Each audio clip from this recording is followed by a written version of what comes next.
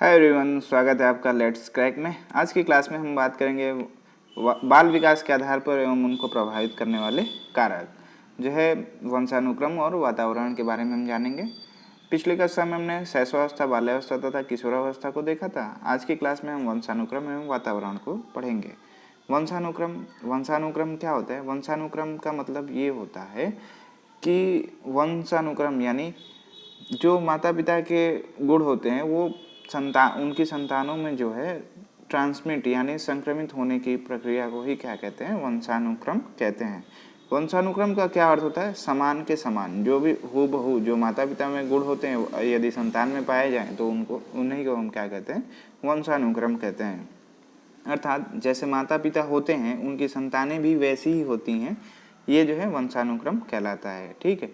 वंशानुक्रम की प्रमुख परिभाषाएं क्या है? बी.एन. झा के अनुसार वंशानुक्रम व्यक्ति के जन्मजात विशेषताओं का पूर्ण योग होता है। वंशानुक्रम क्या है? व्यक्ति के जन्मजात विशेषताओं का पूर्ण योग है।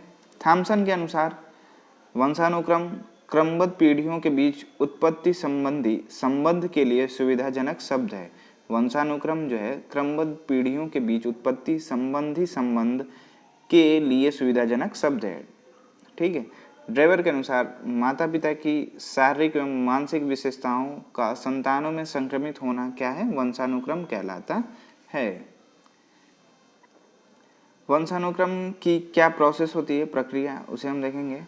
वंशानुक्रम यानी पुरुष और स्त्री में जो है पुरुष और स्त्री के कोष यानी कोशिकाओं में जो है 23 गुणसूत्र यानी क्रोमोसोम होते हैं। इस प्रकार जो है संयुक्त कोष में 23 जोड़े गुणसूत्र होते हैं। संयुक्त कोष का मतलब जाइगोट में जो है 23 जोड़े यानी 46 जो है क्रोमोसोम होते हैं। इनमें से जो है एक कोष पिता का होता है और जिसको हम क्या कहते हैं? स्पर्म, और दूसरा कोष होता है माता का, जिसे हम क्या कहते हैं? मातृकोष।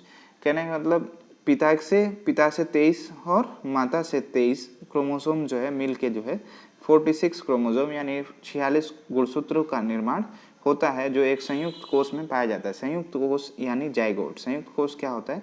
जाइगोट। ये जो होता है संयुक्त कोष, ये गाढ़ एवं तरल पदार्थ साइटोप्लाज्म का बना होता है। संयुक्त कोष जो है साइटोप्लाज्म का बना होता है और साइटोप्लाज्म के अंदर एक जो नाभिक यानी न्यूक्लियस होता है, उसी के भीतर जो है क्रोमोसोम पाया जाता है। क्रोमोसोम कहाँ पाया जाता है? जो है यह नाभिक के अंदर यानी कोशिका के केंद्रक के अंदर गुणसूत्र जो है धागे नुमा संरचना के में एकत्रित रहता है। क्रोमोसोम जो है प्रत्येक कोशिका में नाभिक के डोरों के समान रचना पाई जाती है, जिसे गुणसूत्र कहते हैं। ये गुणसूत्र सदैव जोड़े में पाए जाते हैं, जिसमें आधे पिता तथा आधे माता के द्वारा प्राप्त होते हैं। जो एक कोशिका होती है, कोशिका के अंदर केंद्रक पाया जाता है। केंद्रक में जो है धागे नुमा संरचना पाई जाती है, उसी को हम क्या कहते हैं? गुणसूत्र कहते हैं। ये जो है इसमें यह जोड़े में हमें यह जो है जोड़े में पाया जाता है। ये 46 क्रोमोसोम इनमें पाया जाता है यानी 23 जोड़े क्रोमोसोम होते हैं। 23 जोड़े क्रोमोसोम होते हैं, जिसमें से 23 जो है माता के और 23 जो है पिता के क्रोमोसोम जो है उसमें पाए जाते हैं कोशिकाओं में। ठीक है, हमने देखा जाइगोट क्या होता है, क्रोमोसोम क्या होता है। अब हम देखेंगे जो है जीन्स क्या कहते हैं। प्रत्येक गुणसूत्र में छोटे छोटे तत्व होते हैं, जिनको हम क्या कहते हैं? जीन्स कहते हैं। यानी जो क्रोमोसोम होते हैं, क्रोमोसोम इस पे जो है एक छोटे छोटे जो है जीन्स पाए जाते हैं, छोटे छोटे जीन्स, जिन्हें हम क्या कहते हैं? कारक यानी जीन्स कहते हैं। इसको ही हम पित्रैक भी कहते हैं। पित्रैक यानी जीन्स कहते हैं। एक गुणसूत्र के अंदर वंशानुक्रम के अनेक निश्चयात्मक तत्व पाए जाते हैं, जिनको जीन कहते हैं। यही जीन जो होते हैं किसी भी कैरेक्टर यानी मनुष्य के किसी भी, जैसे बालों के रंग, आँखों के रंग के लिए प्रभावी होते हैं, वो जीन्स के ही प्रभाव से होते हैं। ठीक है, हमने देखा वंशानुक्रम क्या होता है। ठीक, आगे देखेंगे हम वंशानुक्रम के नियम क्या क्या हैं। वंशानुक्रम के संबंधी बहुत सारे नियम हैं, जैसे बीज कोष के निरंतरता का नियम, समानता का नियम, और तीसरा है भिन्नता का नियम, चौथा प्रत्यागमन का नियम, और पांचवा अर्जित गुणों का नियम, छठवां है मेंडल का नियम। आइए हम इसको एक एक करके देखेंगे, सभी नियमों को पढ़ेंगे। पहला है बीज कोष के निरंतरता का नियम, ठीक है, law of continuity of germ plasm. इस नियम का प्रतिपादक जो है बीजमैन साहब हैं। इस नियम के प्रतिपादक बीजमैन हैं।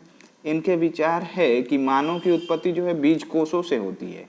इनका क्या विचार है कि जो मानव है उसकी उत्पत्ति जो है बीज कोषों से हुई है। इनका मत है कि जो बीज कोष जो है कभी नष्ट नहीं होते, जो बीज कोष होता है कभी नष्ट नहीं होते हैं। ये माता पिता द्वारा अपनी संतति को हस्तांतरित होते हैं। इस प्रकार बीज कोष में पीढ़ी दर पीढ़ी संक्रांत होते जाते हैं और जो है ये कोष वातावरण के प्रभाव से प्रभावित नहीं होते हैं, ठीक है, प्रभावित नहीं होते हैं यहाँ पे है, ठीक। कहने का मतलब ये है, बीजमैन साहब ने क्या कहा था, इनका विचार जो है मानव की उत्पत्ति बीज कोषों से हुई है। मानव की उत्पत्ति जो है बीज कोषों से हुई है और इनका मत है कि बीज कोष जो है कभी नष्ट नहीं होते। बीज कोष जो होते हैं वो कभी नष्ट नहीं होते हैं, ठीक है। और माता पिता द्वारा अपनी संतति का हस्तांतरण होते रहता है और इस प्रकार बीज कोष के पीढ़ी दर पीढ़ी संक्रांत होते रहते हैं और ये कोष जो है वातावरण से प्रभावहीन रहते हैं, ठीक। अब है दूसरा समानता का नियम। समानता का नियम क्या कहता है, law of like begets like. जैसे समानता का नियम का अर्थ है समान के समान, समान के समान, ठीक है। समानता का नियम क्या कहता है, समान के समान, अर्थात जैसे माता पिता होंगे उनकी संतानें भी वैसी होंगी। ऐसी मान्यता है कि बुद्धिमान माता पिता के बुद्धिमान और मंद बुद्धि माता पिता के मंद बुद्धि संतानें होती हैं, ठीक है। लेकिन ये जो है इनकी थियरी जो है गलत थी, ऐसा नहीं होता है। समानता के नियम के कारण जो है छोटे कद के माता पिता के छोटे तथा बड़े कद के माता पिता के बड़ी कद की संतानें होती हैं। लेकिन जो है इस नियम की बहुत सारे वैज्ञानिकों ने आलोचना की। समानता के नियम तथा बीजकोष के निरंतरता के नियम की भी आलोचना हुई। तीसरा है भिन्नता का नियम, लॉ ऑफ रिग्रेशन। इस नियम की ये मान्यता है कि बच्चे जो है अपने माता पिता के सत्य प्रतिलिपि नहीं होते, यानी फोटोकॉपी उनके नहीं होते, और न एक माता पिता के सभी संतानें एक समान होती है। इस नियम के अनुसार ये प्रत्यागमन का नियम क्या कहता है कि इस नियम का मान्यता है कि बच्चे अपने माता पिता के सत्य प्रतिलिपि नहीं होते और न एक ही माता पिता के सभी संतानें एक समान होती हैं। उनमें जो है आपस में रंग, बुद्धि, विचार एवं स्वभाव के अनुसार जो है भिन्नता उनमें पाई जाती है। जैसे एक ही माता पिता के कुछ बच्चे जो है तीव्र बुद्धि के होते हैं और कुछ जो होते हैं मंद बुद्धि के होते हैं। कुछ शारीरिक एवं मानसिक रूप से हष्टपुष्ट तथा कुछ जो है कमजोर होते हैं। भिन्नता का नियम क्या कहता है कि अपने माता पिता के समान, सभी बच्चे जो अपने माता पिता के समान नहीं होते, वो रंग, बुद्धि, विचार एवं स्वभाव में एक दूसरे से भिन्न होते हैं, ठीक है। नंबर 4 है प्रत्यागमन का नियम। प्रत्यागमन का नियम, इसे तो हमने नहीं, कभी कभी जो है प्रतिभाशाली माता पिता के संतानें मंद बुद्धि तथा मंद बुद्धि माता पिता के संतानें प्रतिभाशाली होती हैं। ऐसी प्रवृत्ति को हम क्या कहते हैं, प्रत्यागमन का नियम कहते हैं, ठीक। हमने पढ़ा प्रत्यागमन का नियम, भिन्नता का नियम और समानता का नियम और बीजकोष का नियम। अब हम देखेंगे अर्जित गुणों के संक्रमण का नियम क्या कहता है। अर्जित गुणों के संक्रमण का नियम क्या कहता है कि माता पिता द्वारा अर्जित गुणों का संक्रमण उनकी संतति को होता है। यही नियम इस नियम की यही मान्यता है, ठीक है। इस नियम के अनुसार क्या है, प्रत्यागमन का नियम क्या कहता है कि यह माता पिता द्वारा अर्जित गुणों का संक्रमण उनकी संतति को होता है और इस नियम की यह मान्यता है। लेकिन लैमार्क ने इस नियम की पुष्टि की। उन्होंने जिराफ पर जो है अपना उदाहरण प्रस्तुत किया। इनके अनुसार जो है, लैमार्क साहब के अनुसार जो है, प्रारंभ में जिराफ की गर्दन छोटी थी, परंतु बाद में परिस्थितिवश उनकी गर्दन लंबी होती गई और यह गुण जो है अब वंशानुक्रम के अंग बनकर अगली पीढ़ी को संक्रमित होने लगा है। लेकिन इनके भी जो है इनके लैमार्क साहब के जो है नियम की भी आलोचना की। नंबर 6 पे है मेंडल का नियम, मेंडल के नियम। मेंडल साहब ने अपना प्रयोग जो है मटर और चूहों पर किया था। मेंडल का प्रयोग जो है मटर और चूहों पे है। मटर का नाम वैज्ञानिक नाम होता है पाइजम सटाइवम। मेंडल ने मटर का पौधा हेतु प्रयोग के लिए इसलिए चुना क्योंकि इसमें जो है विरोधी गुण के साथ जोड़े पाए जाते हैं, तो यह जो है कम समय में तैयार हो जाता है। यह जो है कम समय में मटर के दाने तैयार हो जाते हैं। और प्रयोग में जो है लंबे पौधे तथा छोटे पौधों वाली मटर की संख्या में बीज लेकर इन्होंने बो दिया। इसको हम ग्राफ के माध्यम से समझेंगे। जैसे इन्होंने प्रभाविता के नियम पे दिया लंबे पौधे और बौने पौधे, लंबे पौधे और बौने पौधे, यानी कैपिटल टी और स्मॉल टी। ये जो है पहली जनरेशन के हैं, पेरेंट जनरेशन। इनमें जो है क्रॉस हुआ तो एक स्मॉल टी और एक कैपिटल टी यानी लंबे पौधे बने। और ये जो है फर्स्ट जनरेशन में सभी संतान ऐसे ही उत्पन्न हुए। ठीक है, ये प्रथम संतति है, प्रथम संतति।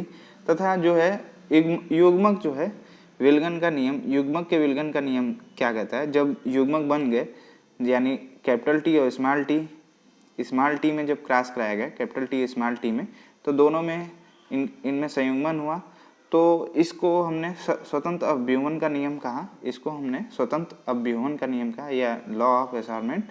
इसमें क्या हुआ कि जो है इनके बीच जब क्रॉस हुआ तो शुद्ध लंबे पौधे 25% बने और जो है 50% जो पौधे हुए वर्ण संकर लंबे बने, यानी 50% वर्ण संकर बने। और कैपिटल डी स्मॉल टी यानी शुद्ध बौने पौधे, यानी 25% जो है शुद्ध बौने पौधे इनमें हुए।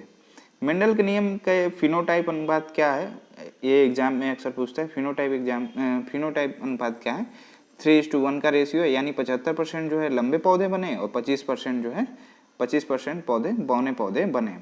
जीनोटाइप अनुपात, इसका जीनोटाइप अनुपात 1:2:1 होता है, 1:2:1 होता है। 25% यानी 25% जो है शुद्ध लंबे पौधे बने, 25% जो है शुद्ध बौने और 50% जो है संकर लंबे पौधे बने। ठीक है, ये था मेंडल के नियम के अनुसार। अब हम पढ़ेंगे बाल विकास को प्रभावित करने वाले वंशानुक्रम के जो कारक हैं उनको हम देखेंगे। पहला है तंत्रीय बनावट, तंत्रीय तंत्र की बनावट। तंत्रीय तंत्र की बनावट, इसमें क्या है कि तंत्रिका तंत्र में जो प्राणी की वृद्धि होती है, वृद्धि, सीखने, आदतों के विचार और जो आकांक्षाएं होती हैं केंद्रित होती हैं। तंत्रिका तंत्र जो है बालक के वंशानुक्रम से ही प्राप्त होता है और इसमें ही ज्ञानेंद्रियां, पेशियां तथा ग्रंथियां आदि से प्रभावित होती रहती हैं। दूसरा है शारीरिक विकास पर प्रभाव, शारीरिक विकास पर प्रभाव। ये जो है वंशानुक्रम कारक जो है जन्मजात विशेषता होती है, वंशानुक्रम जो है जन्मजात विशेषता होती है जो बालक के अंदर जन्म से ही पाई जाती है। वैज्ञानिकों ने यह स्पष्ट किया है कि जो है गर्भ धारण करने के समय से ही स्त्री पुरुष के जिस प्रकार के शरीर संबंधी पितृक यानी जीन्स का संयोग होता है, बच्चे के शरीर के विभिन्न अंगों का विकास उसी के अनुसार होता है। तीसरा है मानसिक विकास पर प्रभाव, मानसिक विकास पर प्रभाव। बुद्धि प्रजाति पर ही निर्भर करती है, बुद्धि जो है प्रजाति पर ही निर्भर करती है और वंशानुक्रम संबंधी जितने भी प्रयोग किए गए हैं उनसे यही पता चला है कि बुद्धिमान माता पिता के बच्चे बुद्धिमान होते हैं और कम बुद्धिमान वाले माता पिता के बच्चे कम बुद्धिमान होते हैं। यह जो है क्लीनबर्ग के अनुसार यह कथन है। ठीक है, अतः व्यक्ति जो है मानसिक विकास के आधार पर वंशानुक्रम होता है, परंतु कभी कभी इसके अपवाद भी होते हैं। इसलिए होता है कि बालक माता पिता के अलावा अपने पूर्वजों के भी गुण प्राप्त करता है। ठीक, नेक्स्ट है संवेगात्मक विकास पर प्रभाव। संवेगात्मक विकास पर प्रभाव का मतलब ये है कि किसी भी व्यक्ति के संवेगात्मक स्थिति उसके शरीर एवं मस्तिष्क पर निर्भर करती है। इसलिए जो है मनुष्य के संवेगात्मक विकास में भी वंशानुक्रम का प्रभाव होता है। जैसे संवेदी माता पिता के संतानें भी संवेदात्मक भाव से परिपूर्ण ही होते हैं। नंबर 5 है मानसिक विकास पर प्रभाव। मानसिक विकास पर प्रभाव यानी जो है ये तो इसको हमने पढ़ा। सामाजिक विकास पर प्रभाव, सामाजिक विकास पर प्रभाव। व्यक्ति में जो है सामूहिकता की मूल प्रवृत्ति का निवास होता है, व्यक्ति में सामूहिकता की मूल प्रवृत्ति का निवास होता है। यही जो है प्रवृत्ति व्यक्ति को समूह में रहने की प्रेरणा भी देती है। इस प्रवृत्ति की तीव्रता जिस व्यक्ति में अधिक होगी वह उतनी ही तीव्रता से जो है विभिन्न प्रकार के समाजों में समायोजित हो जाता है। हमने देखा सामाजिक विकास पर प्रभाव, संवेगात्मक प्रभाव, मानसिक प्रभाव, शारीरिक विकास पर प्रभाव, तंत्रीय बनावट पर जो है इसका प्रभाव। आगे देखेंगे चरित्र के विकास पर प्रभाव, चरित्र के विकास पर प्रभाव। ये जो है व्यक्ति की जो चारित्रिक विकास भी उसके वंशानुक्रम पर ही निर्भर करता है। जो है चरित्रहीन, ये जो है डगडेल के अनुसार इसका निष्कर्ष जो है डगडेल ने दिया कि चरित्रहीन ड्यूक के वंश के अध्ययन के आधार पर इसको किया गया था, चरित्र के विकास का प्रभाव। और बुद्धि का प्रभाव जो है बालक के विकास को प्रभावित करने वाले कारकों में जो है बुद्धि का बहुत ही महत्वपूर्ण स्थान है। बुद्धि का जो है बालक के विकास पर अत्यधिक एवं जैसे महत्वपूर्ण प्रभाव पड़ता है। कुशाग्र बुद्धि वाले जो बालक होते हैं वो शारीरिक एवं मानसिक विकास तीव्र गति से होता है, जबकि जो मंद बुद्धि के बालक होते हैं उनका मानसिक विकास जो है बहुत मंद होता है। मंद बुद्धि के जो बालक होते हैं शारीरिक विकास भले ही हो जाए किंतु उनका सामाजिक, नैतिक और मानसिक संवेगात्मक विकास अत्यंत धीमा रहता है। जो कुशाग्र बुद्धि के बच्चे होते हैं, बालक होते हैं, उनको शीघ्र ही चलना बोलना सीख लेते हैं, और वही जो मंद बुद्धि वाले बालक होते हैं वो देर से चलना और बोलना सीख पाते हैं। ठीक है, हमने देखा इसकी विशेषताओं के बारे में। आगे देखेंगे हमने वातावरण क्या है, वातावरण के बारे में जानेंगे। वे सभी भौतिक एवं अभौतिक वस्तुएं जो मानव के सर्वांगीण विकास को प्रभावित करती हैं वातावरण कहलाती हैं। वातावरण क्या है? वे सभी भौतिक या अभौतिक वस्तुएं जो मानव के सर्वांगीण विकास को प्रभावित करती हैं वो क्या कहते हैं? वातावरण कहलाती है। वातावरण का तात्पर्य है बाह्य शक्तियों, परिस्थितियों एवं प्रभावों से जो कि मानव के विकास के लिए जन्म के बाद प्रत्यक्ष या अप्रत्यक्ष रूप से प्रभावित करते हैं। वातावरण क्या है? वातावरण जो है वे सभी वस्तुएं जो भौतिक या भौतिक वस्तुएं जो मानव के सर्वांगीण विकास को प्रभावित करती हैं उन्हें क्या कहते हैं? वातावरण। ठीक है, मनुष्य जो है अपने वंशानुक्रम से जो गुण प्राप्त करते हैं वे सभी परिवर्तनशील भी होते हैं। जितने भी वंशानुक्रम से हम अपने गुण प्राप्त करते हैं वो परिवर्तनशील होते हैं। उन सब में जो है पर्यावरण के अनुसार ही परिवर्तन होता है। जो भी व्यक्ति जो है अपने माता पिता से जो भी गुण प्राप्त करता है उनमें जो है परिवर्तन अपने पर्यावरण से ही उनमें परिवर्तन होता है। ठीक, आगे हम देखेंगे पर्यावरण। जैसे पर्यावरण की परिभाषा वुडवर्थ के अनुसार आनुवांशिकता में भिन्न व्यक्ति समान नहीं होते हैं किंतु समान वातावरण में उन्हें समान बना देती है। वुडवर्थ की परिभाषा क्या कहती है? आनुवांशिकता में भिन्न व्यक्ति समान नहीं होते किंतु समान वातावरण में उन्हें समान बना देती है। वाटसन के अनुसार, वाटसन की परिभाषा है मुझे नवजात शिशु दे दो, उसे मैं डॉक्टर, वकील, चोर या जो भी चाहूँ बना सकता हूँ। ये मोस्ट इम्पॉर्टेंट परिभाषा एग्जाम में पूछी जाती है। वाटसन के अनुसार जो है मुझे नवजात शिशु दे दो, मैं उसे डॉक्टर, वकील या चोर जो चाहूँ उसे बना सकता हूँ। हम पढ़ेंगे अब बाल विकास को प्रभावित करने वाले वातावरणीय कारक में कौन कौन से वातावरणीय कारक हैं। वातावरणीय कारक में जो है व्यक्ति की आनुवंशिकता से प्राप्त गुण विकास में सहायता करते हैं।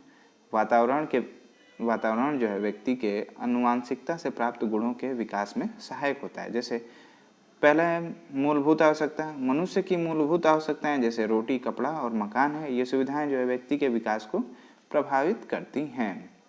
मूलभूत आवश्यकताएं क्या है? मनुष्य की मूलभूत आवश्यकताएं रोटी, कपड़ा, मकान, ये जो है सुविधाएं व्यक्ति के विकास को प्रभावित करती हैं।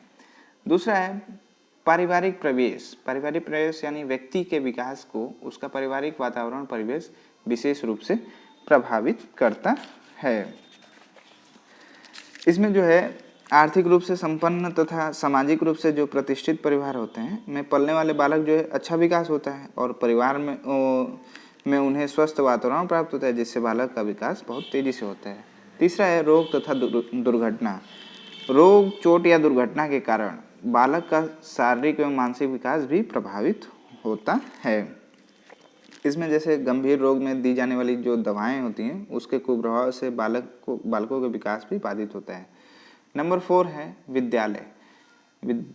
विद्यालय का वातावरण जो है विद्यालय से प्राप्त होने वाली सुविधाओं को बालक पर अत्यधिक प्रभाव पड़ता है। इनमें जिन विद्यालयों में बालक का सर्वांगीण विकास के लिए समस्त साधनों, सुविधाओं, अवसरों को जो है समुचित व्यवस्था होती है उसमें अध्ययनरत जितने भी छात्र होते हैं वो अच्छी तरह से अध्ययन कर पाते हैं। और विद्यालयों में जो है अध्यापकों का व्यवहार जो है बालक के विकास में मुख्य रूप से प्रभावित करता है। और जिन विद्यालयों में शिक्षक स्नेहपूर्वक एवं सहानुभूतिपूर्ण व्यवहार करते हैं उन विद्यार्थियों की समस्याओं के समाधान हेतु निर्देशन और परामर्श देते रहते हैं और उन स्कूलों में पढ़ने वाले जो विद्यार्थी होते हैं उनका विकास अच्छी प्रकार से होता है। नंबर 5 है समाज एवं संस्कृति। व्यक्ति का विकास समाज एवं संस्कृति के द्वारा प्रभावित होता है। मनुष्य जो है सामाजिक प्राणी है। मनुष्य जो है एक सामाजिक प्राणी है। इसमें क्या है कि इस तथ्य के जो अनुसार जो है कि मनुष्य का व्यवहार, कार्य एवं भाव समाज द्वारा प्रभावित होता है और समाज के रीति रिवाजों, परंपराओं, मान्यताओं एवं नैतिक मूल्यों के द्वारा ही मानव के विकास का नियंत्रण एवं निर्धारण होता है। हमने देखा वातावरण और वंशानुक्रम के बारे में। ठीक है, अगले क्लास में हम नेक्स्ट चैप्टर की बात करेंगे। आज ये जो है पहला चैप्टर DLED फर्स्ट सेमेस्टर के बाल विकास का ये समाप्त हुआ।